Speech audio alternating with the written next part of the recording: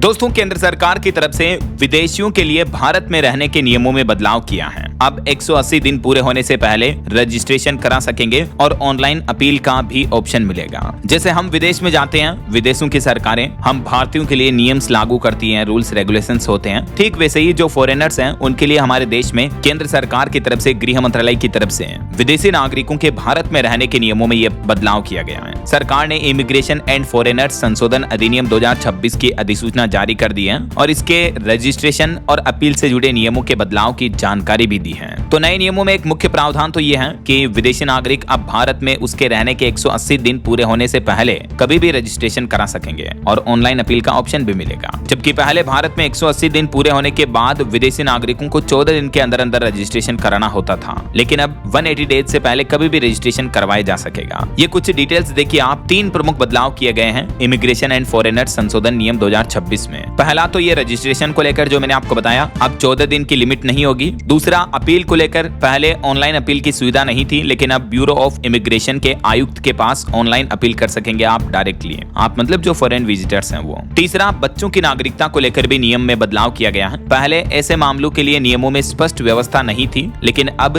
भारतीय नागरिक माता पिता वाले बच्चों और भारत में विदेशी नागरिकता लेने वाले बच्चों के लिए अलग अलग प्रावधान तय किए गए इसमें। जो पहले इमिग्रेशन एंड फॉरेनर्स बिल 2025 था, उस वक्त इसमें क्या क्या प्रमुख कानून थे, मतलब ये बिल पास तो 2025 में ही हो गया था। ये जो 2026 में इसमें कुछ संशोधन बदलाव किए हैं ऐसा। तो इस बिल में जो मुख्य प्रावधान है उसके मुताबिक अगर कोई विदेशी नागरिक बिना वैध पासपोर्ट या दस्तावेज के भारत में आ जाता है तो 5 साल तक की जेल और 5 लाख रुपए तक का जुर्माना होगा। कोई नागरिक गलत जानकारी देता है या दस्तावेजों में गड़बड़ी पाई जाती है तो 3 साल जेल, 3 लाख रुपए तक का जुर्माना लगेगा। बिना वैध पासपोर्ट या यात्रा दस्तावेजों के भारत में प्रवेश करने वालों को तुरंत डिटेन किया जाएगा, यानी हिरासत में लिया जाएगा। अगर मामला राष्ट्रीय सुरक्षा, नेशनल सिक्योरिटी से जुड़ा होगा तो सजा और भी कड़ी हो सकती है। तो ये तो इमिग्रेशन एंड फॉरेनर्स बिल के कोर पॉइंट्स रहे। बाकी अभी जो इसमें प्रमुख बदलाव किए गए हैं, इसमें एक मुख्य पॉइंट जानने वाला ये है कि बच्चों की नागरिकता से जुड़े नियम भी बदले गए हैं। अगर माता पिता में से कोई एक भारतीय नागरिक है और एक विदेशी है तो बच्चे की भारतीय नागरिकता बनाए रखना चाहता तो बच्चे पर विदेशी नागरिकों के रजिस्ट्रेशन वाले नियम फिर लागू नहीं होंगे ऐसा। तो ये भारत में विदेशियों के लिए रहने के लिए नियमों में प्रमुख बदलाव को लेकर छोटा सा न्यूज अपडेट, इंपोर्टेंट इन्फॉर्मेशन आपको जरूर जानने मिली होगी। वैसे आप कौन से राज्य में, कौन से जिले में रहते हैं दोस्तों, आपके राज्य और जिले का नाम मुझे नीचे कमेंट करके बताएगा जरूर। और रोजाना की ताजा खबरें, इसी तरह की महत्वपूर्ण जानकारियां, काम के न्यूज अपडेट्स देखते रहने के लिए बिल्कुल